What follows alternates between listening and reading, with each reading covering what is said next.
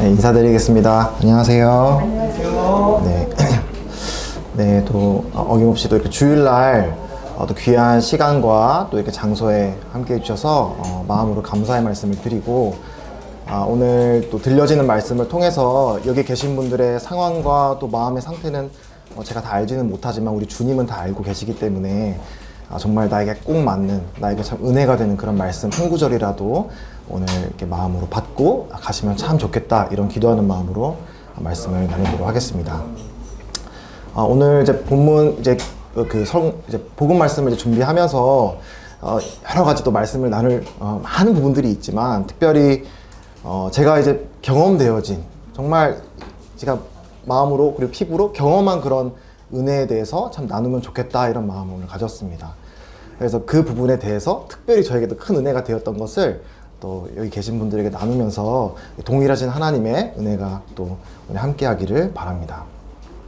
여기 있는 분 중에 이제 저를 개인적으로 아시는 분도 있고 또 그렇지 않은 분도 있는데, 저는 이제 어떻게 보실지 모르겠지만 좀 내향적이고, 그리고 다른 사람들의 이런 시선을 굉장히 많이 의식하는 그런 사람입니다. 그래서 이런 저의 기질의 문제일지도 모르고, 또 어떤 그런 제가 가지고 있는 여러 성격의 부분일 수도 있는데, 제가 한때는 이런 교회 생활이 참 어렵고 또 신앙생활하는 게 참 어려운 그런 슬럼프를 겪는 시기가 있었습니다. 그런 신앙생활을 하는 데 있어서 가장 큰 벽 중에 하나가 무엇이었냐 하면은, 다른 사람들의 시선이 참 어떨 때는 크게 느껴질 때가 있더라고요. 그분들은 뭐 그런 특별한 저에 대해서 관심을 두고 이렇게 한 행동이 아닐지 모르겠지만, 저는 그런 거 하나하나, 사소한 거 하나에 이 사람은 나를 이렇게 어떻게 생각할까? 난 여기에 정말 있어도 되는 사람인가? 라고 하는 말 못할 이런 좀 두려움과, 그리고 다른 사람들의 시선에 대한 이런 부담감을 늘 안고 그런 신앙생활을 했던 그런 경우가 있습니다. 네, 그래서 특히 이제 그렇잖아요. 우리가 마음의 여유가 없을 때에는, 마음의 여유가 있을 때에는 뭐 그런 게 크게 신경이 안 들 때도 있지만, 마음의 여유가 없을 때에는 이런 사람들에 대해서 이제 마음에서부터 이렇게 부정적인 생각이 올라오기도 하고, 또 우리 북북에 오시면 사람들이 많이 바글바글 하잖아요. 이 많은 사람들이 바글바글 하는 속에서, 또 많은 사람 속에서 또 이렇게 느끼는 이런 외로움, 고립감을 느끼는 경우도 있는 것 같습니다. 그래서 막 뭔가 사람들이 바쁘게 분주하게 이렇게 지나다니는데 굉장히 외롭게 느껴지고, 난 여기에 속해 있는 사람이 맞나? 이런 좀 외로움을 느낀 적이 있었습니다. 그래서 그런 이제 의도되었든 그리고 의도되지 않았든지 간에 어떤 한 사람의 그런 작은 표정, 말투, 그리고 이런 작은 행동 하나 때문에 제 마음이, 신앙이 흔들흔들하는 경우가 많이 있었습니다. 그래서 이제 누구의 말씀처럼 주님만 보고 오면 되지 않냐라는 말씀을 하시는데, 제가 그만큼 참 나약하고 멘탈이 참 약한 사람인 것 같아요. 그래서 어떤 한 사람의 작은 표정, 말투 하나가 저에게는 어떨 때는 좀 화살로 꽂히기도 하고 또 그런 경우가 있었던 것 같아요. 그래서 시간이 이제 많이 흐른 뒤에 알게 된 것이지만, 저에게는, 제 마음에는 이런 다른 사람으로부터의 그런 인정, 또 그리고 어딘가에 소속되고 싶은 그런 욕구가 강하게 가지고 있는 그런 사람이었던 것 같습니다. 그리고 그게 채워지지 않을 때 이제 마음에 그런 결핍이 있고, 또 마음에 어려움을 느끼는 그런 사람이라는 것을 뒤늦게 알게 되었습니다. 그래서 이제 저와 동일하지는 않겠지만, 우리 모든 사람은 서로 다른 그런 이제 각자의 살아온 그런 환경을 통해서 상처와 그리고 이런 결핍을 안고 살아가는 것이 우리 모든 사람들의 삶이 아닐까라고 생각을 해보게 됩니다.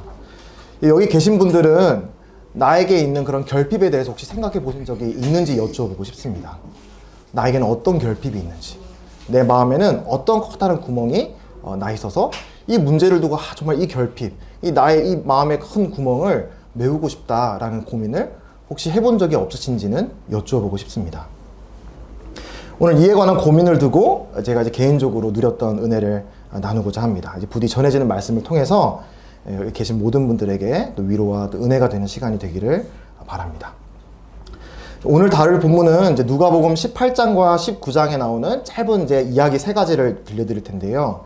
한 구절 한 구절 가면서 제가 말씀을 드릴 테니까, 혹시 성경이 있는 분들은 이제 성경 누가복음 18장 그리고 이제 19장을 이제 같이 펴면서 같이 읽어주시면은 또 더욱 좋겠다 생각을 합니다. 없는 분들은 제가 이제 슬라이드에 또 구절을 띄워놨으니까 이제 성경 구절을 읽어가시면서 이제 한번 따라와 주시면 감사합니다. 이제 첫 번째 장면, 첫 번째 이야기는 이제 누가복음 18장 15절부터 시작되는 이야기입니다. 누가복음 18장 15절부터 이제 시작이 되는데요. 이 이야기는 이렇게 시작이 됩니다. 읽겠습니다. 사람들이 예수께서 만져주심을 바라고 자기 어린 아기를 데리고 오매 제자들이 보고 꾸짖거늘이라고 말씀을 하십니다. 이런 예수님의 기적을 보고자, 그리고 그분의 말씀을 듣고자, 또 예수님의 놀라운 이런 능력에 대한 소식이 이 마을 곳곳에 다 퍼져 있었거든요. 그런 걸 경험하고자 수많은 인파들이 늘 예수님 곁에 몰려왔었습니다. 그 중에는 이 보시는 구절에서 말씀하고 있듯이 이 예수님의 치유와 또 축복을 받고자 하는 어린아이들을 데려오는 부모님들도 포함되어 있었던 걸로 보입니다. 그런데 놀랍게도, 잘 보십시오.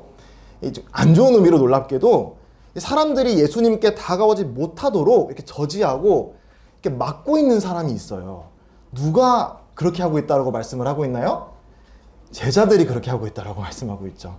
정말 저는 눈이 동그랗게 떠지는 부분이에요. 그래서 이 교회 다니는 사람이 이 다른 사람이 이렇게 복음을 듣고 구원받는 데 있어서 교회 다니고 신앙이 있다라고 하는 사람이 걸림이 될 수 있을까요? 네. 교회 다니고 신앙이 있는 사람이 예수님을 믿는데 걸림이 될 수 있다라고 성경에서도 말씀을 하세요. 실제로 제가 만난 많은 분들 중에 교회 다니는 사람들이 이렇게 좋지 못한 그런 모습들, 안 좋은 그런 행동들을 보고 마음에 실족이 되고 상처가 돼서 이 교회에 대해서 또 이 성경에 대해서 반감을 갖고 있는 분들을 제가 이제 덜어 만나 보았습니다. 제 친구 중에도 그런 친구들이 있었고요. 마음이 참 안타깝다 생각이 들었는데 그분들 마음속에는 아유, 저 사람이 예수를 믿는다고? 아유, 양심도 없지. 저렇게 살면서 예수 믿는다라고 말한다고? 아유, 정말 얼굴도 두껍다. 낯짝도 두껍다. 이렇게 저 사람처럼 사느니 차라리 무교로 그냥 예수 안 믿고 그냥 내 양심 따라 살겠다라고 말하는 사람들이 꽤 있는 걸로 알고 있습니다. 이런 의문을, 또 이런 참 마음의 이런 질문을 제 자신에게도 품어본 적이 물론 있습니다. 그리고 혹 누군가는 아마 저의 연약한 모습 때문에, 저의 부족한 모습 때문에 아마 이 복음에 걸림이 되는 일이 있지 않았을까. 그러니까 두려움이 있고 참 그런 마음이 있습니다.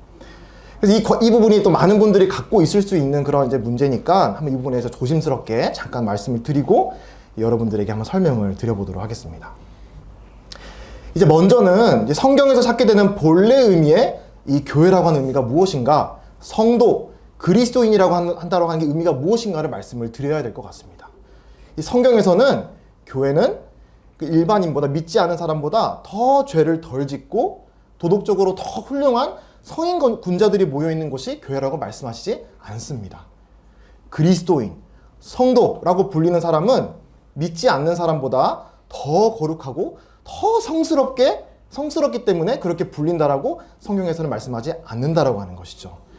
이 로마서라고 하는 말씀에서 얘기하는 것처럼 이 그리스도인이라고 하는 것은 그리스도 예수 안에 있는 속량이라고 하는 것은 예수님께서 피로 값주고 샀다라고 하는 의미거든요. 그리스도 예수 안에 있는 속량으로 말미암아 하나님의 은혜로 값없이 의롭다 하심을 얻은 자들을 그리스도인, 이 성도다라고 부른다고 말씀하십니다. 다시 말해서 더 훌륭한 사람이기 때문에 크리스천이 되는 것이 아니라 그저 하나님의 은혜로 구원받은 죄인들의 무리가 교회라고 말씀을 하고 있는 것입니다. 이제 오해를 하시지 않길 바랍니다. 저는 크리스천이라고 자처하면서 나쁜 행동을 일삼고 다른 사람들에게 마음대로 상처 주고 그렇게 하는 그런 행동에 대해서 제가 옹호할 생각이 추호도 없습니다. 혹시 그런 경험이 있으셨다면, 어떤 믿는다라고 하는 사람 때문에 상처받고 그런 나쁜 행동 때문에 마음에 실족이 되는 분이 있다라고 한다면 제가 진심으로 마음으로부터 참 송구스럽다는 말씀을 드리고 하나님께 주시는 위로가 있기를 정말 바라는 마음이 있습니다. 성경에서는 분명히 잘못을 했으면 믿는 사람이라도 철저하게 그 잘못에 대해서 뉘우치고 책임을 져야 합니다. 주님께 먼저는 회개하고 내가 해를 입힌 그 당사자에게 사과하고 변상하고 배상하고 그분이 마음이 풀릴 때까지 그분에게 이렇게 사과를 구하는 것이 합당한 그리스도인의 삶이라고 성경에서는 말씀해주고 있어요.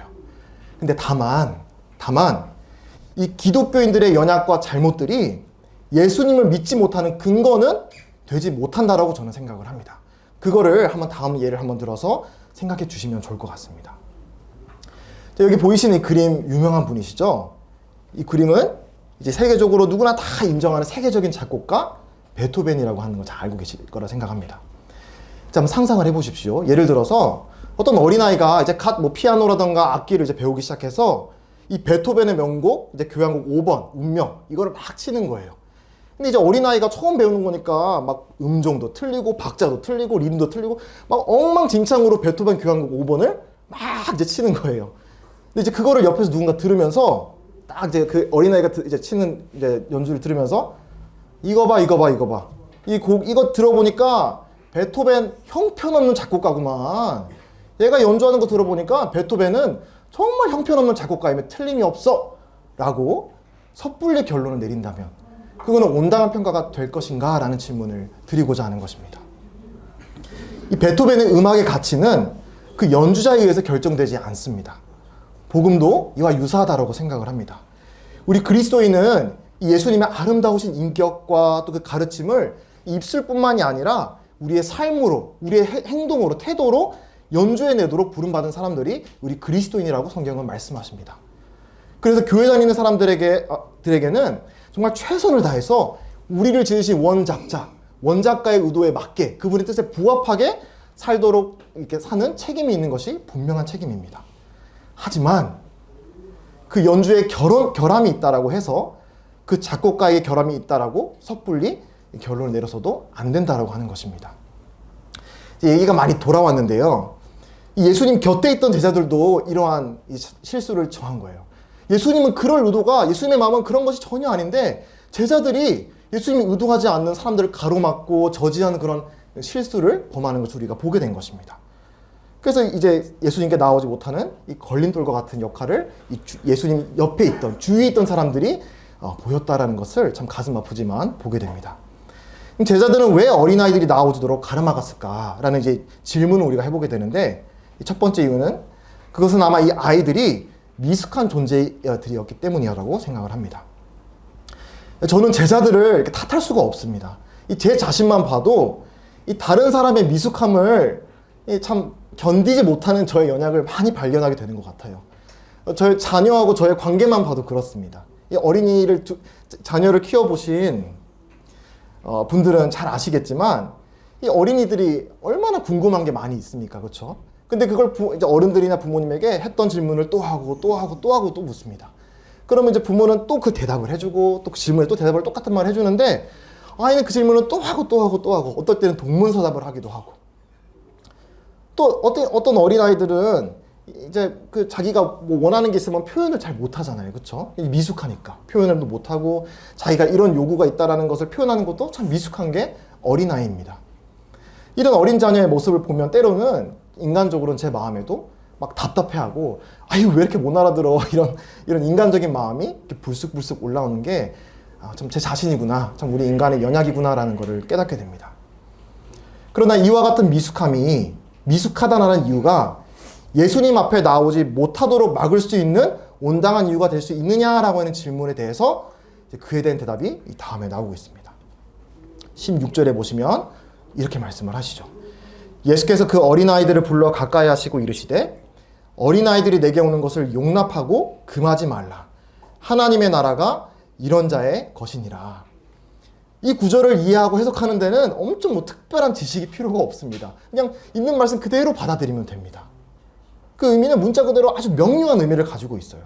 예수님 말씀하신 그대로 어린아이들이 예수님에게 오는 것을 용납하고 금하지 말라라고 하는 것이 우리 예수님의 뜻이었습니다. 다시 말해서 그 누구라도 미숙하다라고 하는 것, 내 어떤 삶의 미숙함의 문제는 예수님의 앞에 나와서 그분의 은혜를 받고 그분의 도움을 받지 못할 이유가 되지 않는다라고 하는 것이 우리 예수님의 분명한 대답이었습니다. 그리고 이어 예수님은 나이가 어린아이에 관한 문제뿐만이 아니라 단순히 생물학적으로 어린아이뿐만이 아니라 이 어린아이와 같은 마음으로 복음을 듣는 모든 저와 여러분 같은 모든 사람들의 이야기로 의미를 확장시켜 나가십니다. 17절에서 내가 진실로 너에게 이르노니 누구든지 하나님의 나라를 어린아이와 같이 받아들이지 않는 자는 결단코 거기 들어가지 못하리라 하시니라. 어린아이와 같은 마음은 어떤 마음일까요? 어린아이는 다른 사람들, 어른들이 다른 사람들 하는 말을 그냥 고지것대로 순수하게 받아들이는 존재가 이 어린아이의 마음 아닙니까? 이처럼 아이와 같은 순수하고 또 겸손한 마음으로 천국 복음을 듣는 사람은 비록 그 듣는 사람의 이 삶에 덕지덕지 미숙함이 붙어있다라고 할지라도 하나님의 나라에 부합한 사람이다라고 예수님은 말씀하시는 겁니다.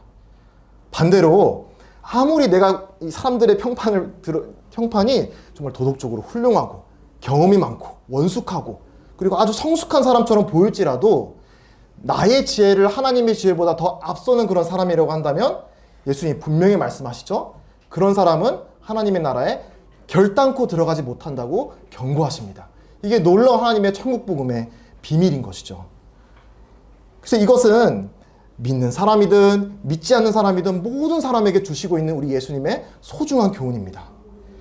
예수님은 누군가를 어리다고 미숙하다고 내어쫓지 않으십니다. 오히려 그가 정직하고 겸손한 자세로 있는 모습 그대로 예수님 앞에 나오는 것을 기쁘게 받으신다라고 우리 예수님은 말씀하십니다. 다시 한번 말씀드립니다. 나의 부족함, 나의 미숙함은 예수님이 보실 때 그게 그분 앞에 나오지 못할 이유가 되지 않는다라고 말씀을 하십니다. 꼭 이 부분을 기억하시기를 바랍니다. 이제 다음 이야기는 이제 같은 장 누가복음 18장에 조금 더 뒤에 가시면 나오는 이야기인데 이제 35절부터 시작되는 본문입니다. 이 이야기에서도 예수님께 나오고자 하는 한 인물이 있어요. 그리고 이 인물을 가로막는 또 예수님의 주변에 있는 사람들을 이제 보게 됩니다. 이제 여기에는 한 맹인이 등장합니다. 보지 못하는 맹인이 등장하는데 이 맹인은 지나가는 사람들에게 늘 구걸하면서 한 푼씩 받아가면서 이렇게 살아가는 것 같은 이제 거지의 삶을 살아가는 참 처량한 사람이었습니다. 하루는 이제 예수님이 그곳을 지나간다는 얘기를 듣게 되고 예수님을 향해서 이렇게 외칩니다. 다윗의 자손 예수님, 저를 불쌍히 여겨주십시오. 이 말은 무슨 말이냐면요. 어떤 의미가 담겨있냐면 메시아이신 예수님, 저를 좀 봐주십시오. 저를 불쌍히 여겨주십시오. 라는 말과 같은 말입니다. 그때 예수님 곁에 있던 사람들이 이렇게 말하죠. 노란색에 표시되어 있는 말씀처럼 앞서가는 자들이 그를 꾸짖어 잠잠하라 하되. 아이고, 또 문제는 누구예요? 예수님 옆에 있던 사람들이 문제였어요. 그들은 왜 이 맹인을 가로막으며 이렇게 말을 했을까요? 그 이유는 아마 가까이 하기에 그는 너무 부담스럽고 꺼려지고 좀 냄새나고 더러운 사람이었기 때문이라고 저는 생각을 합니다. 그는 늘 사람들을 향해서 한 푼만 주세요. 한 푼만 도와주십시오. 제가 이런 게 필요하고요. 이런 게 부족하고요. 이런 게 좀 없어서 좀 도와주셔야 됩니다라고 늘 사람들에게 바짓가랑이를 붙잡고 좀 도와달라고 구걸을 하는 사람이었을 것입니다. 그래서 그는 부나 명예나 권력 모든 면에서 결핍되어 있는 사람입니다. 그래서 이 맹인 거지를 한마디로 표현한다면 그는 결핍의 대명사였습니다. 이 그 시대의 거지는 지나다니는 사람들을 이렇게 늘 끈질기게 구걸하는 그런 성가신 존재였을 거라고 생각을 합니다. 오늘날 우리와 같은 사람들은 이런 사람들을 어떤 눈으로 우리는 바라보나요? 혹시 한번 그런 분들이 있을지 모르겠습니다. 우리 주위에 만나기만 하면 돈을 구워달라고, 돈 좀 빌려달라고 하는 그런 혹시 친구가 혹시 옆에 있으신가요? 전화만 와가지고 나 좀만 도와달라고, 나 이런 게 어렵다고 하면서 늘 돈을 꾸고 옆에 있는 사람한테 도와달라고, 이거 좀 부족하니까 좀 채워달라고 늘 부탁하는 그런 친구가 여러분 곁에 혹시 있을지 모르겠습니다. 그런 친구를 바라볼 때 우리는 마음속에 어떤 마음이 듭니까? 사람들로 꽉 차서 붐비는 이런 버스, 지하철 안에서 막 사람들을 막 해집고 막 지나다니면서 막 큰 노래를 틀면서 한 푼만 도와달라고, 이거 껌 하나만 사달라고, 내가 좀 너무 어려우니까 나 조금만 도와달라고 부탁하는 이런 구걸하는 사람들을 우리가 볼 때 오늘날 우리는 마음속에 어떤 마음이 듭니까? 저는 이 말씀을 드리는 이유가 왜 그런 불쌍한 사람들을 도와주지 않으시냐고 정죄하고자 이런 말씀을 드리는 것이 아닙니다. 이 성경에서 말하고 있는 이 요지는 뭐냐면 안타깝게도 이 누군가를 정말 무한한 사랑으로 조건 없이 도와주면서 정말 구하는 족적 그 타인의 결핍을 다 채워줄 수 있는 능력이 우리 사람에게 있다 없다? 없다라고 하는 것이 성경의 요지라고 하는 것입니다. 심지어는 우리 자신에 대한 결핍도 우리 스스로가 채울 수 있는 능력이 없는 것을 우리는 이제 경험을 통해 배우게 됩니다. 그리고 우리 물질적인 결핍만 결핍입니까? 우리 마음의 결핍은 어떻습니까? 오늘날 얼마나 많은 사람들이 이 표현은 다르지만 이 마음에 있는 결핍을 채워달라고 소리 지르는 그런 많은 모습들을 보게 됩니까? 나 좀 관심을 가져달라고, 나 좀 사랑해 달라고, 나를 좀 기억해 달라고, 내 얼굴 좀 봐주고, 나 이렇게 힘든데 내 마음 좀 이해해 달라고 고래고래 외치면서 절규해가는 시대가 또 오늘날 우리 큰 마음의 결핍을 안고 살아가는 우리들의 모습이 아닙니까? 이 많은 사람들이 이 그와 같은 마음의 결핍이 채워지지 않은 채로 늘 이 외로움과 공허함과 쓸쓸함과 심지어는 그걸 채워주지 않는 사람들에 대해서 서운하고 또 화도 나고 이런 분노를 품고 살아가기도 합니다. 하지만 이런 마음의 결핍 또한 우리 사람이 다른 사람의 마음의 결핍을 채워주는 데에는 한계가 있는 것을 제 자신의 경험을 통해서도 보게 됩니다. 오히려 그렇게 결핍을 갈급해하고 나 이런 마음에 부족한 공허한 거 나 좀 태워줘 라고 친구들을 찾고 사람들을 이렇게 붙잡는 사람들을 향해서 쉽게 듣는 말은 너는 왜 이렇게 눈치가 없냐, 너는 왜 이렇게 세상 물정을 모르냐, 세상은 원래 외로운 거다, 이렇게 타박을 주는 것이 오늘날 우리가 살아가는 사회의 풍조가 아닙니까? 그러나 이 맹인 거지는 사람들의 면박에도 불구하고 더 큰 소리로 부릅니다. 예수님, 저 좀 도와주십시오 라고 다시 한번 크게 외칩니다. 그리고 예수님께서는 그의 소리를 들으시고 그를 가까이 오시게 한 뒤에 이제 이 맹인 거지에게 전하신 첫 마디는 이제 바로 다음과 같습니다. 41절에 내게 무엇을 하여 주기를 원하느냐라고 말씀하십니다. 저는 이 구절을 읽는데 정말 마음에 뜨거워지더라고요. 이 맹인 거지가 얼마나 이 결핍에 겹겹이 쌓여서 이 사람들의 이 외면과 그리고 이런 거절을 늘 겪어 살아오면서 결핍되어 있는 걸 많이 느끼고 살았지 않았겠습니까? 근데 예수님께서 맹인을 바라보시면서 사람들은 막 조용히 하라고 막 면박을 주고 타박을 주는데 예수님이 이 맹인을 바라보시면서 이걸 물으시는 거예요. 내가 너에게 무엇을 해주기를 원하냐라고 물으시는 것입니다. 이 세상을 향해 처절하게 절규할 수밖에 없었던 정말 아무것도 가진 것 없는 이 거지 맹인에게, 그리고 모든 것이 결핍되어 있는 이 사람에게 가장 필요한 한마디가 있었다고 한다면 이 한마디, 내가 너에게 뭘 하여 주기를 원하느냐라는 한마디였지 않았을까 생각을 합니다.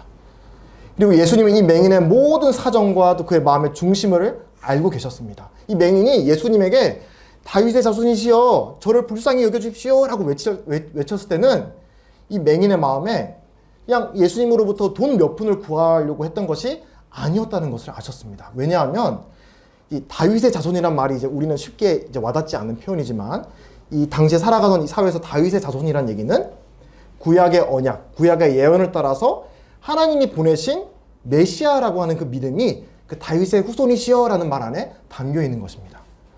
다시 말해서 이 맹인의 이 마음에는 어떤 믿음이 있었냐면 바로 예수님이야말로 자신의 가장 본질적인 이 결핍을 해결해 주실 수 있는 분이라는 것을 마음으로부터 믿고 확신하고 그분을 붙든 것입니다. 당신 아니면 저의 결핍을 해결해 줄 수 없다라고. 당신이 나를 불쌍히 여겨주셔야 제 문제가 해결된다는 것을 확신했던 거예요, 이 맹인은. 그리고 그 맹인의 마음을 예수님은 잘 알고 계셨습니다. 그래서 자신에게 너무나도 필요한 이 한 말씀을 해주신 예수님을 향해서 맹인 거지는 이제 확신을 가지고 당당하게 이렇게 얘기를 합니다. 주여 보기를 원하나이다. 얼마 달라고 안 해요. 보기를 원한다라고 말을 합니다. 저는 이것이 아주 훌륭한 기도의 표본이라고 생각을 합니다. 주여, 나를 구원할 수 있는 정확한 대상을 바라보고 외치는 것이 기도의 본질입니다. 보기를 원하나이다. 막 정하거나 화려하거나 유식한 말을 쓰지 않더라도 명확하게 믿음으로 나의 가장 필요한 것을 구하는 것, 그게 기도의 본질입니다.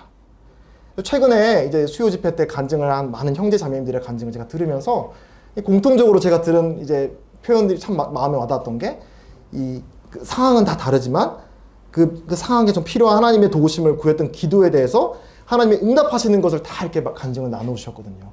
그걸 들으면서 하나님은 부족하더라도 우리의 입술에 이런 말들이 막 화려하지 않더라도 이 마음에 우리의 깊은 탄식과 외치심을 들으시는 분이구나라는 것을 이 간증을 통해서 제가 다시 한번 배우게 되었습니다.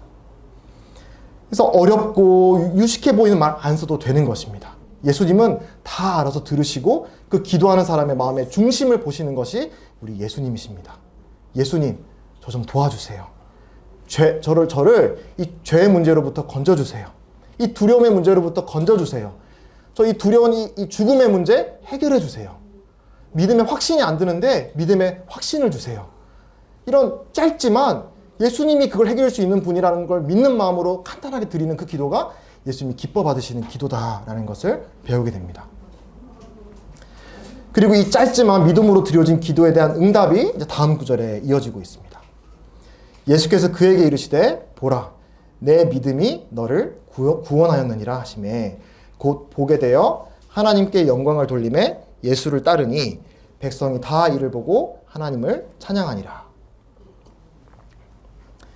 그래서 저는 이 맹인의 모습을 통해서 많은 교훈이 되었습니다. 이 참 믿음으로 예수님을 구했던 이 맹인은 나 이제 눈 돌아왔네. 내가 원하는 목적 이뤘네. 이제 내 마음대로 살아야지 하고 입 싹 닫고 제 갈 길 가는 그런 삶을 살았던 것이 아니라 곧 보게 되어 하나님께 영광을 돌리매 예배자의 삶으로 나아왔습니다. 예수를 따르니 제자의 삶으로 나아갔습니다. 저는 이게 참된 믿음이 낳는 열매라고 확신합니다. 천국에 가게 됐으니까 내 마음대로 살아야지 이게 아니라 나의 가장 큰 결핍을 알고 채워주신 이 고마운 분의 감사한 은혜에 감사드리고 정말 내가 부족하지만 이 은혜에 보답해야지 하고 살아가는 삶의 자세가 정말 구원받은 사람의 이 마음의 열매라고 저는 굳건히 확신합니다. 그리고 보십시오. 얼마나 놀라운 변화입니까? 멸시받고 무시받고 모든 것이 다 결여되어 있던 이 사람이 이제 하나님의 은혜가 선포되는 놀라운 통로가 되는 것을 보게 됩니다. 이 영향력이란 말하고는 이 거지는 정말 거리가 먼 사람이어서 다 사람들이 무시하고 지나가는 사람이었어요. 그런데 이 사람이 어떻게 바뀌었습니까? 백성이 다 이를 보고 하나님을 찬양하니라. 이제 온 백성이 이 맹인을 주목하고 이 맹인으로 하여금 영향을 받는 아주 선한 이제 우리말로 인플루언서가 된 것입니다. 그가 이토록 영향이 있는 사람이 된 것은 그가 대단한 일을 해서 또 그가 그 사람 자체가 대단한 사람이어서가 아니었습니다. 그는 그냥 평생 안고 살아왔던 이 결핍의 문제를 주님 앞에서 해결받은 것 뿐입니다. 그리고 그 해결받은 거에 대해서 감사하고 그리고 하나님 앞에서 마땅히 드려야 할 찬양을 드리는 삶을 살았을 때 그의 그 맹인의 삶의 변화 자체가 하나님의 능력이 드러나는 놀라운 간증이 된 것입니다. 그래서 저는 이 맹인의 삶을 보면서 예수님의 증인, 복음의 증인으로 살아간다는 것이 이런 것이구나라는 것을 다시 한번 배우게 되었습니다. 그리고 이제 오늘 이제 마지막 이야기는 이제 이 18장을 이제 우리가 다뤘는데 마지막 구절이었거든요.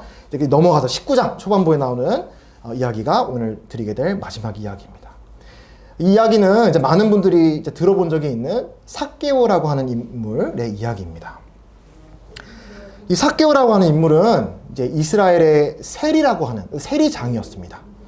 이 세리라고 하는 이 직책은 당시 이스라엘이 이제 로마 제국의 로마 정부의 통치 아래 있었는데 이 로마 제국이 세금을 거두기 위해서 이스라엘 사람들 몇몇을 골라서 세리라고 하는 사람들을 세워서 그 동족들의 세금을 걷어내고 그것을 로마 제국에게 바치도록 이렇게 했던 것이거든요. 그래서 이제 이 사람들은 이 자기의 동족의 이런 혈세를 늘 착취하고 또 매국의 앞잡이라고 하는 이런 평판을 듣는 사람이었습니다. 심지어는 그 세금으로부터 부당한 이익을 착취해서 이 사람들로부터 정말 떨어질 대로 떨어진 아주 최악의 평판을 가지고 있는 사람이었습니다. 그런데 삭개오는 그런 아주 사람들이 싫어하는 그런 세리들 중에서도 세리장, 가장 으뜸된 사람이 바로 이 삭개오였거든요. 그래서 이 동족 이스라엘 사람으로부터 아마 가장 미움을 받는 사람 중에 하나였지 않았을까라고 미루어 짐작하게 됩니다. 그는 늘 사람들에게 이렇게 손가락질 당하며 비난받았습니다. 이 매국노, 너는 유대인도 아니야. 너는 돈을 위해서라면 너 친형제도 팔아넘길 아주 나쁜 녀석들이야. 이렇게 늘 손가락질을 받고 비난을 받았습니다. 그래서 이 세리들은 아주 이제 돈이 많았거든요.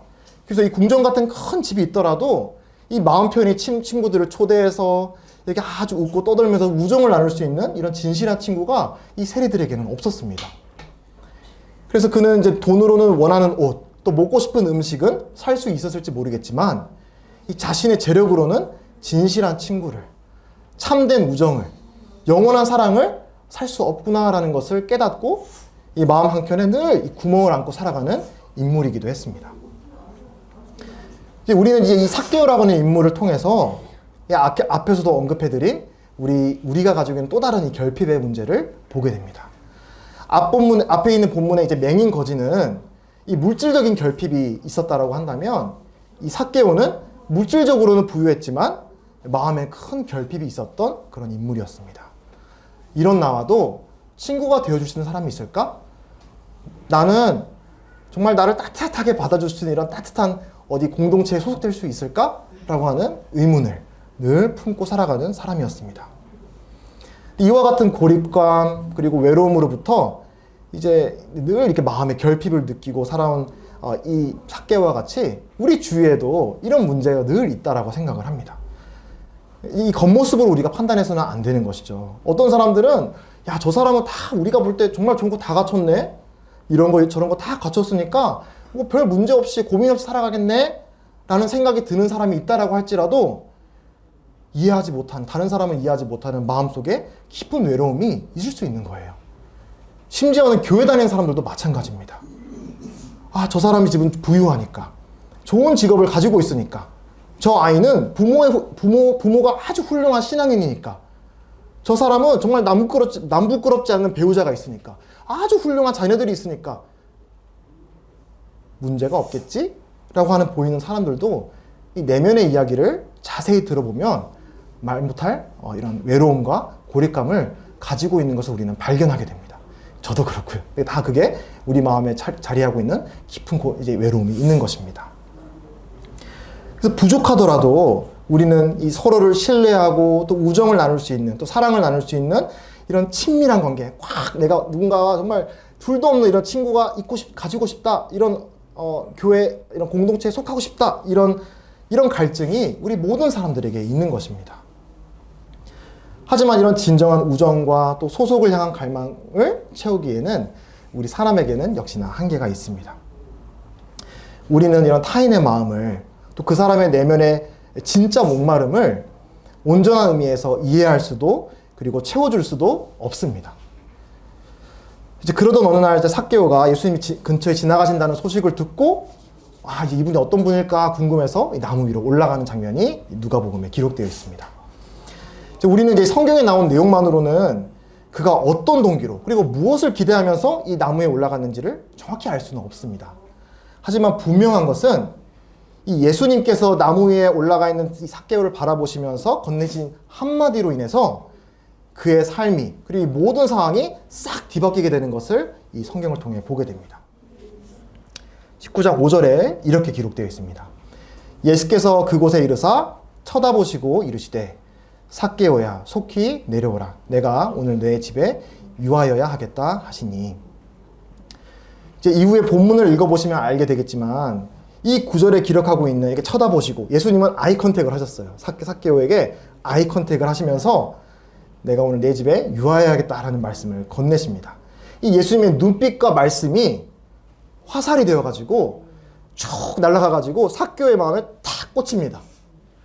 이제 여기서는 제가 이제 상상을 해보는 것이지만 아마 삭개오는 이제 늘 이 비난과 정죄를 받고 살아오지 않았습니까? 늘 왕따, 외톨이, 친구가 되어주는 사람 없이 늘 이 사회의 그늘에 살아가던 사람이었는데 예수님이 그 어떤 정죄와 비난도 없는 따뜻한 눈빛으로 바라보시면서 너가 나를 알기도 전에 내가 너 이름을 알고 있었다. 내가 이제 너에게 친밀한 가장 가까운 친구가 되기를 원한다라고 말씀을 건네셨을 때 이제 이 삭개오의 마음에 그게 이제 그 말씀이 화살이 되어가지고 마음에서 어마어마한 감동이 이제 올라오게 된 것입니다. 그래서 이제 이분을 위해서라면 내가 아끼고 귀하게 여겼던 이 모든 것들을 내가 기꺼이 내려놓을 수 있겠다라는 마음을 들을 만큼 마음에 감동을 받은 것을 보게 됩니다. 이 말을 들은 삭개오의 놀라운 변화와 반응이 다음 구절에서 나오게 되는데요. 6절에 말씀을 하고 있죠. 급히 내려와 즐거워하며 영접하거늘. 저는 이제 성경을 읽으면서 잠깐 서서 한번 상상해 보는 것도 좋은 방법인 것 같아요. 얼마나 즐거워했을까, 삭개오가. 이 예수님의 말씀을 듣고서는 막 그냥 펄쩍펄쩍 뛰면서 허둥지둥 내려와가지고 막 이렇게 예수님을 반겨 영접하는 것을 보게 됩니다. 이런 아주 너무 어린아이 같은 순수한 이런 모습을 보면서 그가 얼마나 진실된 우정의 손길을 목말라하고 있었는가. 이제까지 얼마나 고립되어 있고 사람들로부터 외면당했을까. 비록 그렇게 당해도 싼 행동을 했죠. 하지만 그런 깊은 괴로움과 안고 살아갔던 거예요. 그래 예수님의 이 따뜻한 한마디로 큰 감동을 받은 것입니다. 조금이지만 이 삭개오의 마음의 상상을 해보게 됩니다. 근데 이제 아니나 다를까 7절에 이 주위에 있던 사람들, 예수님의 주위에 있던 사람들이 또 문제죠. 뭐라고 하느냐? 무사람이 보고 수군거리 이르되 저가 죄인의 집에 유하러 들어갔도다 하더라. 이 사람들은 이 삭개오의 마음속에 외로움 같은 거는 별로 안중에도 없습니다. 이 사람들의 시선에는 그냥 이 삭개오는 그저 나쁜 녀석, 배신자, 우리를 동족을 팔아먹는 매국노, 죄인에 그냥 딱지를 붙이는 그런 사람에 불과했습니다. 그리고 그러한 죄인과 단순히 아는 척 하시는 것도 아니고 내가 너희 집에 유하여야겠다. 집에 방문한다는 거는 친구로서 표현할 수 있는 최고의 표현이었거든요. 그 당시 문화에. 이런 나쁜 사람에게 정말 최고의 친구로서의 표현을 해주시고 있는 거예요. 그러니까 이제 예수님의 동계에 대해서까지도 사람들이 이제 의문을 품는 거예요. 아니 저런 죄인하고 어울려 노신다고? 이 말을 이제 아마 삭개오가 들었던 것 같습니다. 그러면서 아주 허둥지둥 서둘러서 다음과 같이 큰 삶의 변화를 보이면서 말을 합니다. 8절에 삭개오가 서서 주께 여짜오되 주여 보시옵소서 내 소유의 절반을 가난한 자들에게 주겠사오며 만일 누구의 속여 빼앗은 일이 있으면 내 갑절이나 갚겠나이다. 저는 이 모습을 보면 정말 어린아이 같은 마음처럼 보여요. 정말 그 누구도 자신을 진실한 친구로 대해주지 않았어요. 늘 왕따였어요. 늘 비난받고 무시당하고 사람들이 이 삭개오를 바라보는 눈이 얼마나 차가웠겠습니까? 아유 저 이제 험한 말을 못 드리지만 정말 저 나쁜 녀석 이런 말을 늘 눈 속에 서려 있지 않았겠습니까? 근데 그런 자기에게 정말 진실된 눈으로 자기를 바라봐주고 그리고 자기에게 친구가 되어주신 이분이 이제 내 잘못된 행동 때문에 이분의 이름에 불명예를 끼치게 된 거예요. 이 감사한 이분의 우정의 손길에 이분은 정말 진실하게 나에게 다가와줬잖아요. 근데 이 내 잘못 때문에 이분의 이 우정의 손길이 먹칠을 당하게 됐으니까 그게 너무 싫어서 또 이분의 친절이 너무 고마워서 이 자신의 잘못된 행위를 다 청산하는 것을 보게 됩니다. 여러분 지금 여기 나오는 이 사건에 좀 주목을 해주시길 바랍니다. 이 삭개오는 예수님의 호의를 얻어내고자 이런 선행을 했던 것이 아니었습니다. 그는 먼저 예수님께서 그에게 조건 없이 진실된 친구로 다가와 주시던 일이 먼저 일어났습니다. 그래서 그 은혜와 사랑에 대한 감격으로 너무 감사하니까 이 예수님이 나 때문에 욕먹고 그리고 예수님이 오해받는 게 싫으니까 그 감사한 마음이 감격이 열매로 나타난 것입니다. 그러면서 내가 잘못된 행동 다 청산하고 내가 예수님 믿는다라고 하는데 이 얼마나 나에게 고마운 분이에요. 다 내 친구가 난 너 같은 거 친구로 둔 적 없다라고 늘 등지고 살아가는데 이분은 내 친구가 되어주셨거든요. 근데 이분이 지금 저 때문에 욕먹는다? 그 감당이 되세요? 저는 이제 그런 감동을 준 친구에게 저 때문에 이 친구가 욕을 먹는다 그러면 저는 그런 일을 하지 않을 것 같습니다. 마찬가지로 삭개오도 이 예수님의 은혜와 사랑에 감격하여서 삶이 변화된 거예요. 예수님에게 어떻게든 인정받으려고 이런 행동을 했던 것이 아니라. 그리고 이제 이어지는 예수님의 대답은 이제 삭개오의 마음에 더 큰 감동을 또 불러옵니다. 예수께서 이르시되 오늘 구원이 이 집에 이르렀으니 이 사람도 아브라함의 자손이미로다. 삭개오는 늘 비난과 이 저주의 대상이었습니다. 근데 예수님이 이 사람들이 있는 모든 앞에서 선포했던 이 선포가 무엇이었느냐? 사람들은 늘 이 사람을 저주했거든요. 에이, 너희 집은, 너희 가문은 그렇게 더러운 돈 착취하고 뭐 어디에나 가버려 이런 말을 하지 않았겠습니까? 예수님께서는 오늘 하나님께서 이 집에 구원을 베푸셨다라고 선포하십니다. 이 축복의 대상이 된 거예요. 늘 저주와 비난의 대상이었는데 예수님께서는 이 삭개오에게 축복을 선포하십니다. 그리고 사람들은 이 매국노, 넌 우리랑 같이 상종할 수 없는 사람이야. 저리 가버려. 늘 배척 속에 살아온 그가 예수님께서 이제 이 사람에게 뭐라 하냐면 이 사람도 아브라함의 자손이미로다. 이 공동체 안에 이 삭개오가 속해 있는 사람이다. 라고 말씀을 하십니다. 이 누군가로부터 거절당하고 이 배척당하는 아픔을 아시는 분들은 이렇게 조건 없이 부어지는 우정이 그리고 사랑이 얼마나 감사한 일이고 얼마나 감격이 되는 일인지를 아마 조금이라도 아실 거라고 생각을 합니다. 이것은 내가 무언가를 해서가 아니라 나라는 존재 그 자체를 귀하게 여겨주시고 존귀하게 여겨주시는 그런 예수님의 따뜻한 시선이 묻어있는 말씀입니다. 그렇다라고 해서 예수님은 이 삭개오의 잘못된 과거의 삶을, 그리고 또 얼마나 이기적으로 살았겠습니까? 그리고 얼마나 자기 중심적으로 살았겠습니까? 그런 욕심꾸러기 같은 그런 모습을 긍정하시는 것이 아닙니다. 근데 여러분 보십시오. 이 사람들의 이런 형편없는 아주 악한 이 삭개오의 삶이 비난으로 바뀌었나요? 이런 사람을 막 꾸짖고 책망하고 저주했더니 이 삭개오의 삶이 바뀌었나요? 아닙니다. 진짜 삭개오의 삶을 변화시킨 건 무엇이었나요? 그를 향해서 진실된 우정으로 다가와서 어깨에 손을 탁 얹어주신 그 예수님의 은혜가 삭개오의 삶을 변화시켰습니다. 우리의 삶을 변화시킬 수 있는 능력은 정죄, 비난에 있지 않습니다. 우리도 예수님께서 우리에게 우리 있는 모습 그대로를 존귀하게 여겨주시면서 내가 너에게 친구가 되길 원한다. 난 널 사랑한다라고 하는 그 우정의 그 손길, 그게 내 마음을 터치했을 때 우리가 그게 너무 고맙고 감격이 돼서 삶이 변화가 되는 것입니다. 그래서 오늘 저는 이제 세 부류의 사람들을 살펴보았습니다.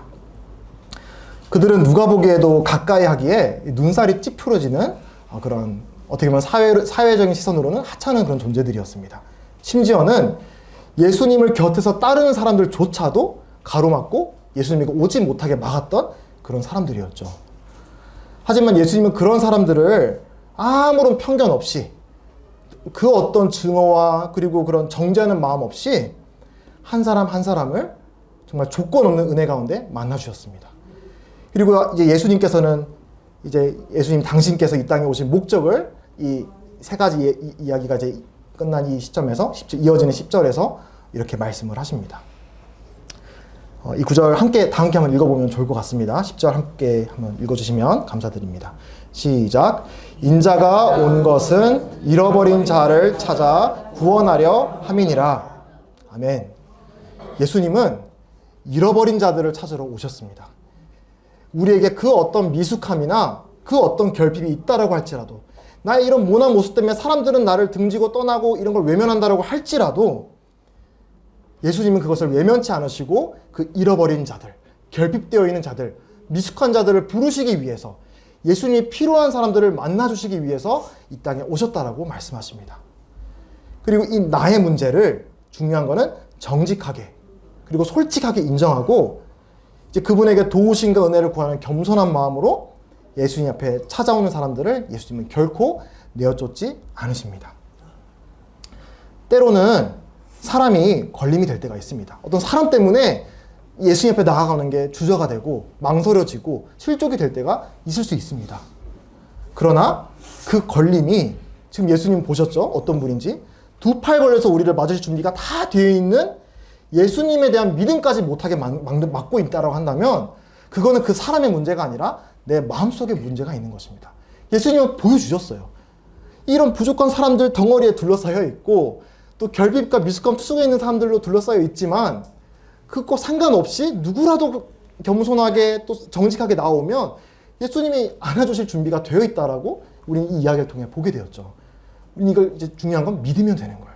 아, 예수님은 오면 만나주시는 분이구나 라는 걸 믿으면 되는 것입니다.